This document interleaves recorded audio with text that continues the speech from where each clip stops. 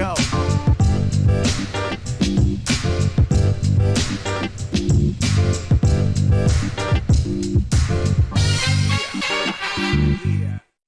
Injuries, injuries, injuries. That's the nothing personal word of the day with a call back to the Brady Bunch.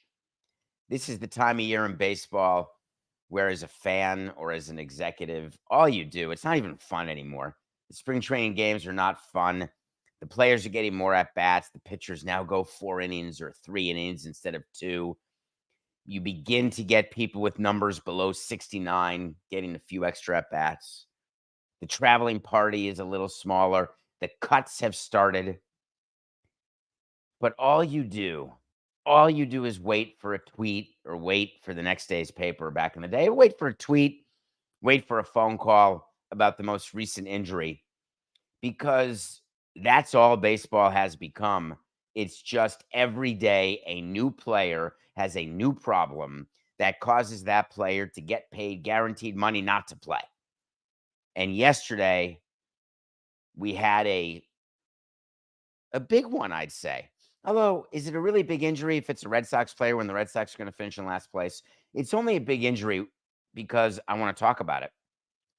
When you negotiate with players during the offseason, let's say a Lucas Giolito, and you're all excited to add him to your rotation, you think he's going to be at the top of your rotation, and you get him for a very short-term deal because he stinks.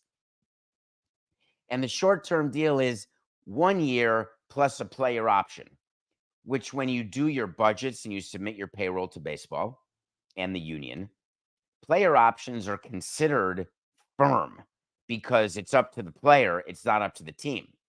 And player options are always exercised when a player is bad or hurt. Otherwise, player options are declined and there's a renegotiation with the same team or they become free agents.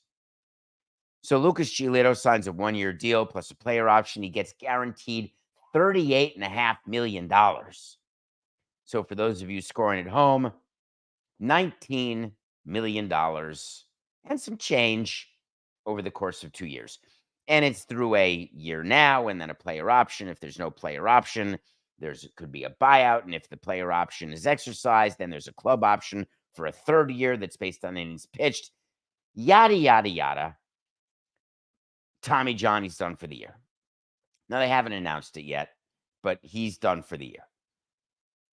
The problem with him being done for the year is that his player option for next year, the Red Sox are in a position where they're going over next year's payroll, which they do now, and they know he's going to pick up that player option.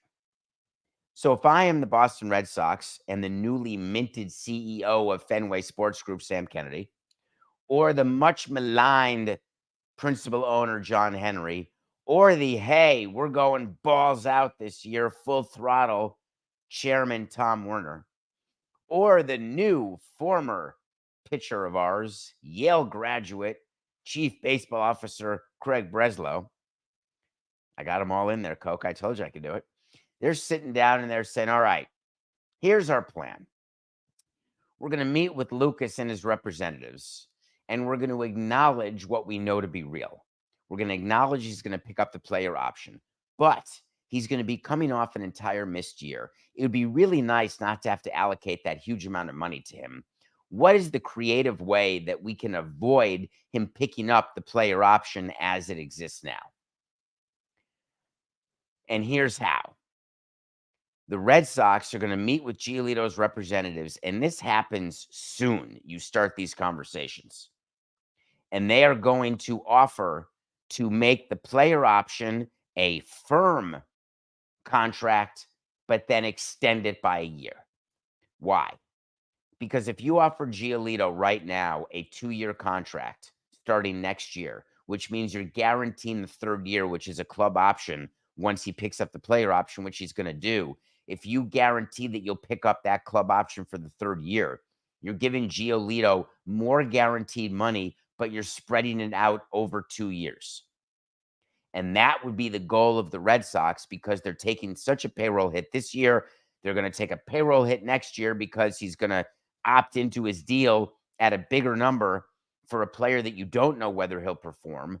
So it would be a great goal to get that number lower. And the only way to get a salary lower is to give a player more guaranteed dollars and more years. So all of these injuries, when you get notified of them, you have to start thinking about, all right, what are we going to do? How are we going to deal with this? And it's happening with all of these players who are injured. I already said Sam Kennedy, Coca. I love Sam Coca. I love Matthew Coca in my ear. I said Sam Kennedy was promoted to CEO of Fenway Sports Group. Totally promoted. I think I mentioned that as I was going through. Remember I said I got all 4 of them in? I got Werner and Henry and Breslow and Kennedy. Congratulations, Sam. It's going to add to the narrative, unfortunately. Here's the thing. When you are promoted to CEO of Fenway Sports Group, but you're keeping your job as CEO of the Red Sox in title, it adds to the narrative that John Henry et al. Have put the Red Sox on the back burner. And now that, which I don't believe, and now that Giolito is hurt, people are saying, oh, go get Montgomery. Go get Snell. Call Boris. Say you're in a pitching panic. It's not happening.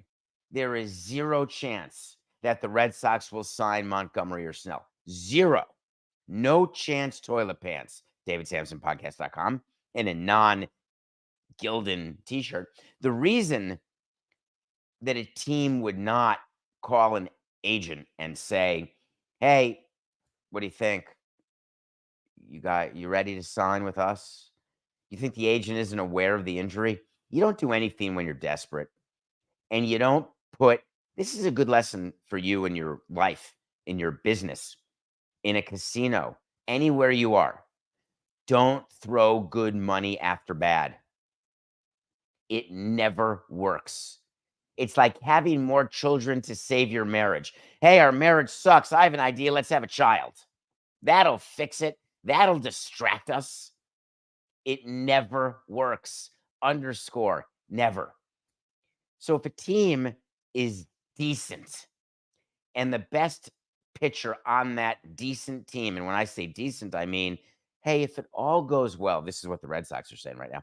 If it all goes well, we could be in the race at the deadline. We'll make an addition at the margins, and we'll try to ride a hot September and get into October. Everything's got to hit perfect. Baltimore has to crater. Toronto has to be Toronto, and the Yankees have to be the Yankees. And the Rays just, I can't even name 2 Rays players. So maybe the Red Sox are saying that. But realistically, they know that this is not a year that they're going to win. Therefore, Giolito being hurt or a player being hurt does not lead you to spend extra money to go above budget.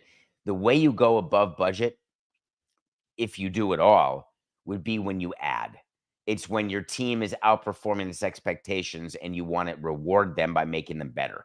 You don't chase Amy with the spring training injury.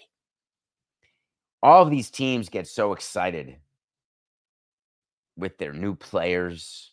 Sonny Gray, St. Louis Cardinals fans, my biggest disappointment from last year. Will I have them winning the Central, or will I go with the Cody Bellinger Cubs, or maybe my favorite Milwaukee Brewers? I got burned by the Cardinals last year, but they have Sonny Gray ready to go. Free agent, huge signing. I can't make it in New York, but I can make it in the land of 20,000 lakes. And how about if I come and get some beer? They did a press conference yesterday in St. Louis where their president of baseball operations said, hey, it's okay. It's only a mild hamstring strain. There are different levels of hamstring strains. They're all tears. We don't really tell you that a lot because we don't want you to know. But even the smallest hamstring strain is equal to a tiny hamstring tear. That's what a strain is. You got the fibers of the hamstring, the tear. Hamstrings are very bad. You've heard me say that on Nothing Personal. Very, very bad. Not as bad as shoulder fatigue or flexor tenderness or forearm tenderness or tendonitis. That's all code words for Tommy John. Or if you're Shohei Ohtani, it's code word for arm surgery on your elbow to replace a torn ligament. But hamstrings are bad, especially for pitchers, although they're not great for runners either, but pitchers because it's your plant leg and you do not want to alter your mechanics. So Sonny Gray signs this long-term deal and they have to announce that he's going to open the season on the injured list.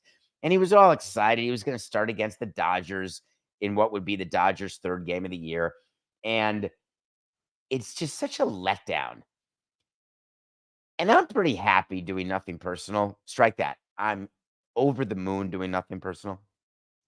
I love this career that Coke and I have in media and everything we do.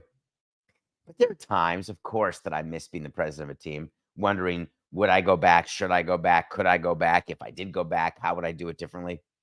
And then things like yesterday happen where I'm going through the injuries and I'm seeing Sonny Gray. I'm seeing Joey Espada say, hey, sorry, Justin Verlander, not ready for opening day. Going on the injured list. And then he's got to give a quote, Joey Espada, one of my favorite coaches, who's now the manager of the Astros. Don't forget, he replaced Dusty Baker. First year is managing, which it's finally his turn. He has to give you an absolutely ridiculous quote. He's doing very well. We're just running out of days here, Joey said. Can't build him up enough. It's a timing issue. We want to do what's best for Verlander and our club. So they're going to put him on the injured list.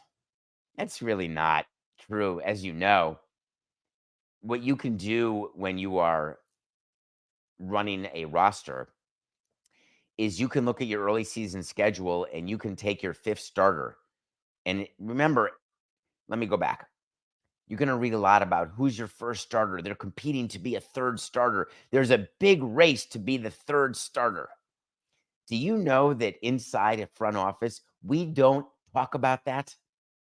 It doesn't come up. We line up our pitching for who we want opening day. And after that, one through the rotation. That's when you have 1, 2, 3, 4. It means you're starting game 2, game 3, game 4. If there's an off day, which there is, you can go back to your number 1 starter for game 5, or you can pitch your fifth starter, or you can go without a fifth starter for up to 2 weeks in April, given off days. But the reason why it doesn't come up is that the rotation always gets mucked after that anyway. Someone needs an extra day here, someone misses a start there, someone gets hurt here. But the media gets obsessed. We're down to the wire in the third starter race. Picture inside an executive's office. We're sitting there having a big meeting. Let's meet at 3 o'clock on Wednesday. We're going to go over who our third starter is.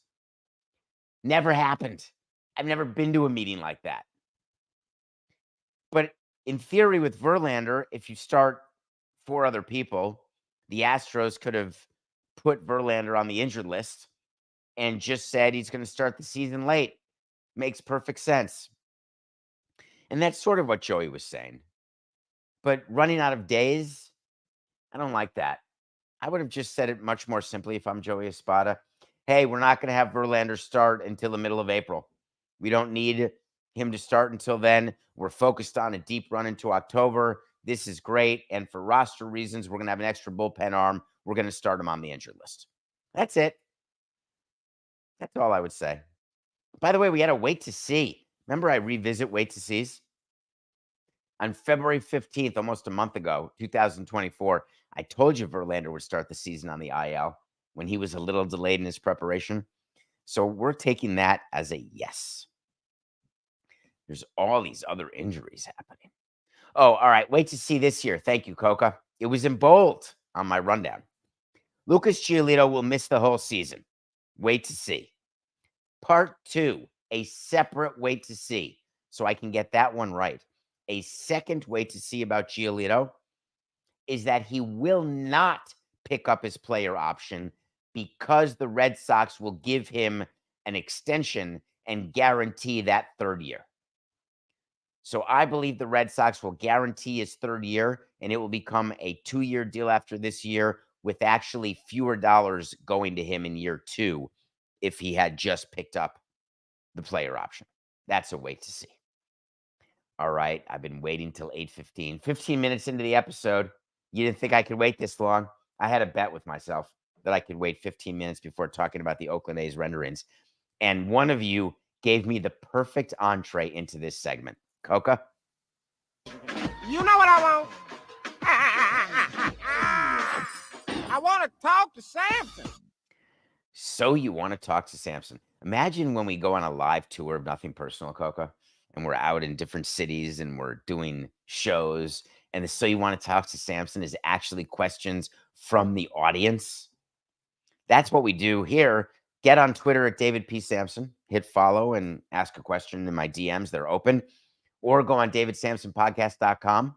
Or if Instagram's working, you can find me there, but hard for me to get to the DMs on Instagram. I mean, sometimes. Okay, David. What a weird start to a question that you had. Okay, David. Okay. I don't know why you ever start a conversation with that. The Las Vegas A's release new renderings. They're not the Las Vegas A's, they're the Oakland A's, but so far, let's see what you have. Looks like the coolest ballpark ever. Am I right? Every time someone says that to me, am I right or am I right? Or am I right? Am I right? So, sir or ma'am, or them, it's not the Las Vegas A's, it's the Oakland A's. And it does look like the coolest ballpark ever because it looks like another AI rendering. Let's bring it up on screen for the Nothing Personal with David Samson YouTube watchers. And if you can, hit subscribe and enjoy. Look at that. It's the Sydney Opera House. I want to talk to you about renderings. Can you get to the next picture, Coca? There's a great one coming up. Look at that. One of the great outfield wall screens in a fixed roof in Vegas, not retractable, fixed, because John Fisher correctly said you'd never open the roof. You would open the roof in Vegas. There's beautiful weather in April, beautiful weather.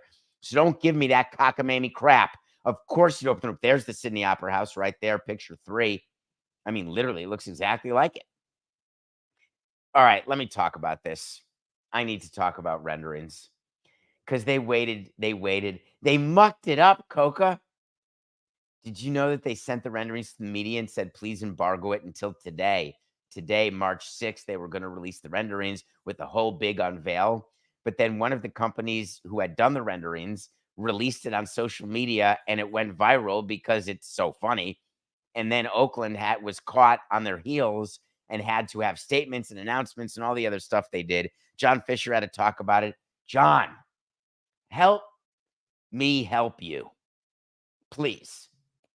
When you release renderings, you have to explain and let the fans understand what they're looking at. You have to guide them. Are you telling me that someone looked at those renderings and didn't see the Sydney Opera House, so you weren't ready to answer that? Are you telling me that you didn't have a better answer for not having a retractable roof other than saying in Vegas the roof wouldn't be open anyway? Are you telling me that the trees are going to be that tall? And that's my favorite one. We make trees very tall in renderings to make the ballpark not look as big. And the trees, of course, are not that high in real life. Go look at the renderings. Then are you telling me that you're going to have an 18,000 square foot sphere-like scoreboard? Are you telling me you're not going to have a batter's eye? Did you notice that in the renderings? There's no batter's eye. Are you telling me that that's going to be the view of the strip? That's not what the strip looks like. What about an explanation of ingress and egress and showing what's going to have to be all of the great infrastructure that Vegas is giving you of pedestrian? There's all these ways that people will get to places in Vegas. Have you ever been to Vegas? They have bridges everywhere. There's a clear view of everything in these renderings. Why? Give me the reason and show me the measurement. Show me the acreage. Oh, there's 3 acres that Bally's has given us of great, outstanding park space on your 9 acres. And by the way, part of the entire development is that the Tropicana is going to be replaced. Where's that in the renderings? Not ready to release that. What's the reason you do renderings? Raise your hand if you know. To my studio audience here, live audience. I've got a live audience today. A lot of people. How you doing? How you doing? It's a hanger. It's a bag. I'm getting ready to go to Florida for live from the stained carpet. Sunday, 4 p.m., tune into Metalark's YouTube channel, Lebitard's YouTube channel. Me and Adnan Verk and Ben Lyons are going to be live from 4 p.m., giving you red carpet previews, giving you our Oscar predictions, and then we'll be there all through the show talking about the Oscars. Can't wait. We're going to do nothing personal on Friday from Miami, on Monday from Miami as well, because we don't miss a day. Why was I just talking about that? Oh, because I've got some stuff ready to be packed here in the background. What were we just talking about? Oh, I was asking my studio audience a question, but I don't remember what the question was. This is so great doing nothing personal live with you with no script. I don't have the first idea. Oh, we were talking about people and releasing renderings. Thank you, Coca. You're trying to get money. You're trying to get public money. You're trying to get private money. You're trying to build excitement for something that doesn't yet exist. But I thought the state money was done in Nevada. Not quite. I thought that everyone was all excited for the A's to go to Las Vegas. Not exactly for sure. I thought they were already ready with announcing Sacramento for the next 3 years with the new TV deal negotiated with their network in Oakland. No, not quite ready. What would be the renderings? Oh, to generate positive news about a project which has been nothing but negative. They tried renderings a few months ago, and they acknowledged they were based on nothing. The thing is, with these renderings, they're not based on much more than that. I want to see pricing. I want to see agreements. Don't tell me this is done in conjunction with our construction design firm. This is so exciting, done from these great architects who just looked at a picture of either Disneyland or Sydney and said, this looks like a fixed roof we can do. By the way, it's $1.5 billion. Do you know the size of Marlins Park budget to build a 505, or it ended up being about $502 million ballpark with the retractable roof back when we started building in 2009? Do you want to know how big the budget was and how detailed? Let me see if I have it here. Interesting. Florida Marlins stadium agreements. The agreements are this thick, and that's not even the renderings. That's not the construction documents, the design documents, which are this thick. You have to consult with your roof specialist, with the subcontractors who are doing the roof. You have to look at cost of materials. You have to look at whether or not that type of screen, it's like they're making a sphere inside the ballpark. Where is the union? Did they approve this with no batter's eye and the unbelievable distraction that would be a scoreboard like that for pitchers, hitters, and fielders? Now, I will give you one positive for these renderings. It's pretty Vegas-y. I like it in terms of the insanity and the beauty that is the Strip of Las Vegas. But it's just not real. This is a major league ballpark where there are a lot of different constituencies. You don't just get to build whatever you want. We had the union tour our ballpark, look at our renderings, look at our documents, the commissioner's office, the public entity who is helping fund it. It's not just drawing up pictures on a computer and saying, look, these are the great renderings. So all the reasons for releasing them yesterday, none of them really apply to the Oakland relocation. There was no big thing except they felt this great public pressure because all people were saying, where are the renderings? You're not serious till you have renderings. But the risk is when you release renderings like that, like what they did, people again are saying, holy crikeys, this is like Fantasy Island. Speaking of which, to plane. Don't forget about the Las Vegas International Airport. That'll be fun for pilots to land over that screen. We'll get more information on these renderings, I'm sure. But God, were they a bunch of poppycock. I'd be willing. What are the odds in Vegas currently that the final stadium, should it ever be built in Las Vegas, will look like these renderings from March 5th, 2024? Can someone put a pin in that?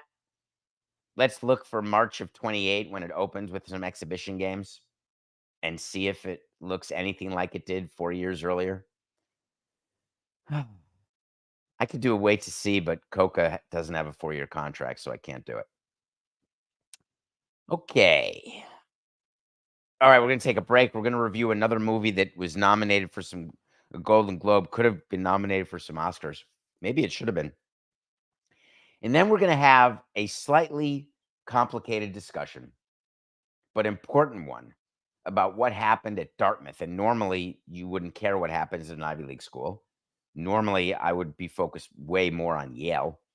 But there was a vote by the Dartmouth basketball players to join a union yesterday. And I want to explain in as easy, simple terms as I can what actually happened, because there's just a bit of misinformation out there. But in the meantime, let's pay some bills. We'll be right back.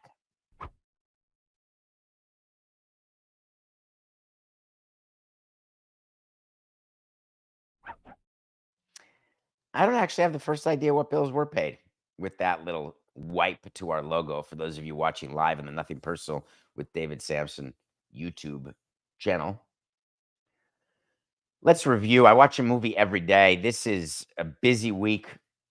I watched 2 movies yesterday and finished a third that I had started the day before. This is a week of very little sleep. The Oscars are on Sunday. This is my ballot. Still blank. I'm going to unveil the full ballot. I'm struggling this year more than I ever have. Best Actress is an absolute toss-up. Best Actor is a toss-up. We just don't see that often. I have some concerns in the costume design category, some concerns in the original screenplay, 0 concerns in original song, 0 concerns in Best Picture, spoiler alert, which is too bad. Remember the year in the Oscars when they saved Best Actor for last because they thought Chadwick Boseman was going to get it? And they did Best Picture and then Best Actor, and they opened the Best Actor envelope, and everyone was excited. It was gonna, and he had just passed away, so they weren't excited about that. But it was going to be this emotional speech from his widow, and it ended up being Anthony Hopkins for the father. That was funny. I mean, not funny. He deserved it. All right, let's go to a movie I watched. What's today? Thursday. I watched this on Wednesday early morning, like at 5 a.m. All of Us Strangers is a movie that stars Andrew Scott and Paul Mescal and Jamie Bell and Claire Foy. This is a movie where Andrew Scott, if you've seen him in Fleabag, then you're smart, because Fleabag is one of the great TV series of all time. This is a movie about, it's almost a supernatural movie. It is very deliberate, very slow paced, but very deep. It's about a man, a writer who is gay and trying to, and that's like the Levitard bit when I was doing that a few weeks ago. This is important for the film. And he's trying to come to grips with having to tell his parents that, but his parents are dead and not sure how his parents will respond. Then he's lonely, but happens to meet somebody in his apartment building, which may or may not be an apartment building, and there may or may not be any other tenants. The tone of this movie, the deliberate nature of this movie is such that if you're not in the mood for it, you're not going to like it. But if you're okay with no car chase scenes, with no guns, if you're okay with what it is to let go and fall in love, if you're okay with what it is to think about people who are dead and wonder, can you talk to them again? Can you be with them again? If you could see your dead father again, what would you say? I think about that every day. One more call. If I could have one more call with my father, one more. And those were the rules to start with. What do I lead with? Like an update of his grandchildren? An update, where have you been? Like, what's it like? answer to all my mysteries, or just, a hug? No words at all. This movie got me thinking about that. And if you want to think about it, watch the movie. It's really good. Andrew Scott could have been nominated, but what a year for actors. He did not get nominated, so it's not an Oscar movie, but it really is worth your time. All right, Coca, it's time. We're talking about Dartmouth and players joining a union. I want to give you a few facts about what happened in Dartmouth. Number one, the basketball team voted 13-2 in favor of joining an existing union. They are not forming their own union. There is already a union at Dartmouth that has a ton of members. It's called the Service Employees International Union Local 560 Chapter. It's a long name. Just suffice it to say, there's a ton of people a part of this union. What the Dartmouth players voted to do was join that union. When you are a member of a union, you get to bargain over vacation, over workers' comp, over time off, over pay, over workplace conditions. The point of a union is you get to bargain with management. The other point of being in a union is you are an employee. And this is a subtle point that needs to be brought up. It was already ruled that the athletes at this private school of Dartmouth are considered employees, and they have the right to vote whether or not they want to join an existing union. All that happened yesterday was the vote. The biggest thing that happened prior was that they were ruled employees. Of course, Dartmouth, the university, is appealing because they don't want more employees. They don't want more people being part of a union. When you are ruled to be an employee, you then can have an election as to whether to join a union.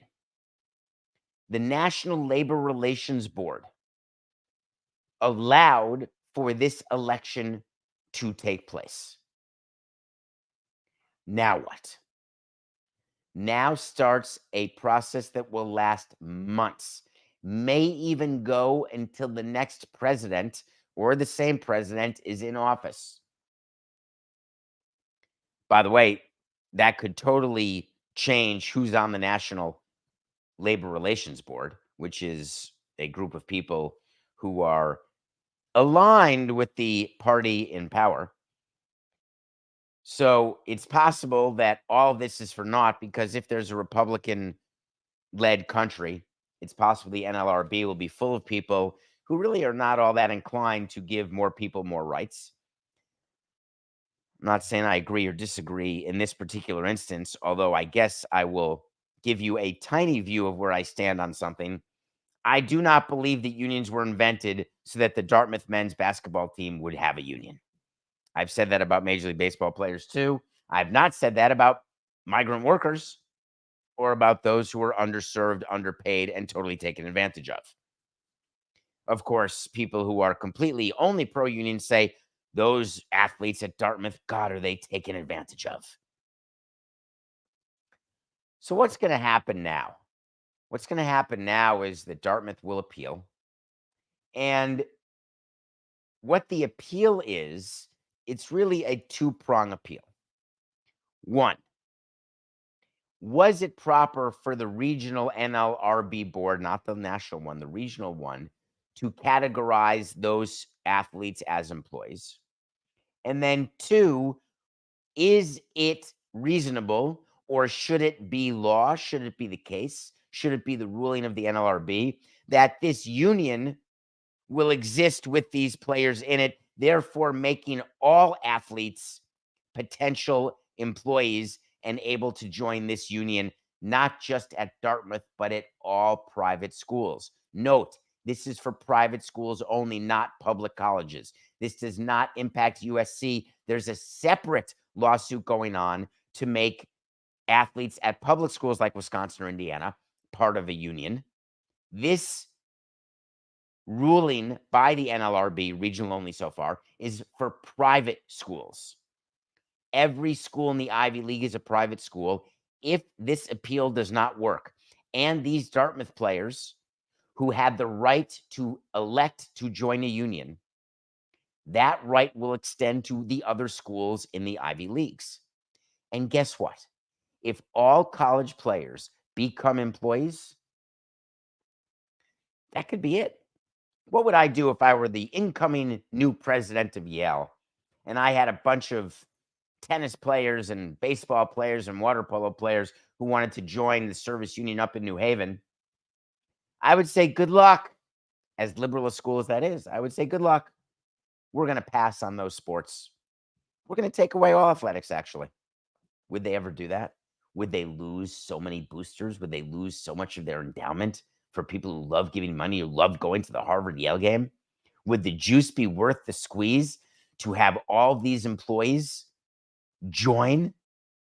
What would it mean for the bottom line? How many academic benefits would go away because athlete employees would be getting more rights, more money, etc.? Dollars are fungible. You give $1 to someone, you take it away from someone else. Maybe Yale and other schools, Dartmouth, they'll go out and they'll try to find more donors. Hey, will you endow these new employees the center for the basketball team? You can tell I'm a little bitter about this because I don't really care so much if the NCAA goes away. As long as there's a different governing body, you need someone to govern. I guess what I do care about, though, is I don't believe that student athletes are employees. They are students. I am all in on students having the right to earn money. As a non-athlete at Wisconsin, I did stuff to earn money. I had a job on the side. I had a hustle on the side. I had a poker game on the side. I had a spades game on the side. I had a blackjack game on the side. I was doing a lot of stuff. I needed extra money to travel back and forth to New York, see my girlfriend in Milwaukee, all sorts of stuff. It's good to have extra for spring break, go on a Carnival cruise, had to have money for that. So I'm all in for these students getting NIL. Absolutely. If I could sell my name, image, and likeness when I was in college, I would have done it. No problem. But to be categorized as an employee and get all the rights that are accustomed to employees, no. No. Even the player on Dartmouth who came out and gave the quote was like, it's time for the age of amateurism to end. That's such a tired statement. We're not amateurs anymore. We're professionals. Great. Get paid with your name, image, and likeness. There's plenty of people who do professional work who get paid no money and are not part of a union. If players unionize, they could bargain for everything from wages to limits on hours and overtime pay, as well as become eligible for workers' comp. That's really nice. This guy for Dartmouth said, I want extra health insurance benefits to cover costs related to injuries.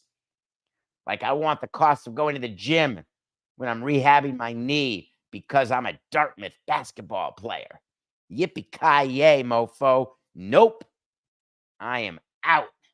Oh, you overtime pay. You know what'll happen with these if they don't go as far as I went? And I did go far, I admit it, with saying get rid of all athletics in the Ivy Leagues. But if there's overtime pay, do you work in a place where you're hourly? Do you know that your boss pays strict attention to what your hours are to make sure they don't have to pay you overtime pay? Oh, I got extra work to do. No problem. Leave. You are not approved for overtime. We did that with hourly employees at the Marlins. Some were approved for overtime, some were not. When you're not approved for overtime, bye-bye. What do they think, that they're going to get paid for the bus ride down to New Haven from Hanover? All right. Nothing personal pick of the day. How did I do, Coca? We had the Raptors +8 over the Pelicans. I went to bed. I assume that's a winner. I think the Raptors only lost by 69 points, and we were getting 70. So we are now 29-31 as the Raptors +8 over the Pelicans was a major, major loser. That was terrible. Big game tonight with the Lakers, but I'm taking the Sacramento Kings. I don't know why they're getting 3.5. I think it's because the Lakers have been hot. They're winning a bunch in a row, and LeBron got 40,000. They keep winning, and they're doing well. Sacramento is deeper, way deeper. As a matter of fact, I'm not sure that AD or LeBron, they may be two of the top 4 players between those two teams, but that's it. Not the best. We're taking the points. All right, I'm going to talk about Arch Manning before we go here, Coca. I'm too excited. Arch Manning, that's tough, naming a kid Arch Manning in a quarterback family where every Manning is a Hall of Famer. Eli, Peyton, Archie the dad. Now you've got Archie the grandson, who is not the son of Peyton or Eli, he's the son of a third brother. And this guy is supposed to be, is he going to be the best, Coke? I think he's going to be the best quarterback ever. He's already better than Tom Brady, way better than Patrick Mahomes. I think he signed a 14-year, $690 million deal to be a pro. I think all that happened already. But in the meantime, he's still in college. And he made news yesterday, and it made me laugh. If you've heard of EA Sports, they have this Sports College Football 25. It's a game that you can play with Nintendo or Atari or Playbill or whatever they're called. I wasn't allowed any of those, so I don't know what any of them are called. I don't play video games. But what EA Sports is doing is they're going out and trying to get permission from all players to use their name, image, and likeness. And they offered $600 to every player and said, hey, we'll give you $600. This is every player, over 10,000 players. We'll give you $600. You give us your NIL for purpose of this game. You'll be in the game. And then on top of that, we'll send you a game, an EA Sports College Football 25. Are you in or are you out? Check the box, opt in. We'll send you the check. All's great in love and war. Everybody looked at that and said, hey, $600, like that's $600 more than I had. I'll take the free game. I'm all in. Archie Manning, the Archie Manning, although I think they just call him Arch. He decided to not accept the deal. I want to be very clear. I have no problem with a player if he's rich, he's got rich parents, he thinks he's better than the offensive tackle for Dartmouth, whatever the case may be. I have no problem with you opting out of this offer. I have no problem with people not taking offers that are presented to them. It's like not joining a class action suit. No problem. But how about the quote, according to someone on Twitter, Anwar Rich? This could be an all-timer. Only on March 6th, and I think this has to be in consideration for Court of the Year. The reason why Manning doesn't want to take this is that, quote, he's focused on playing football on the field. What? I must have that wrong. Arch Manning doesn't want $600 and a free EA Sports College Football 25 game because he's focused on playing football on the field. What does that even mean? Does that mean that it takes too much time to deposit the check for $600 that you can do directly from your phone? Or does it mean that he'd play EA Sports College Football 25 so much that he wouldn't learn his playbook? Or does it mean that he wouldn't go to the gym to practice? Practice? He wouldn't lift weights. He wouldn't do his drills because he's too busy being a couch potato playing video games. Would you give me a break? That is total horse hockey. Here's why Arch Manning opted out, because he wanted more money. That's it. Why not just say it? I don't believe that I should be compensated the way every ordinary schnook is compensated. I'm negotiating a separate deal, to which EA Sports said, pound sand. Smell you later. Not doing it. When EA Sports got together, of course they were smart to say that. We're not going to differentiate between the best players and the worst players. We're making one offer. If you don't want to give us your face and name, guess what? The total number of people who will not buy EA Sports College Football 25 because Arch Manning's face is not there, wait for it, 0. That's how many people will not buy the game because Arch Manning wants more money or because he's focused on playing football on the field. EA Sports, it was the easiest decision of all time. Why? Arch, good luck with your focus. Make sure you get the 1.75ers.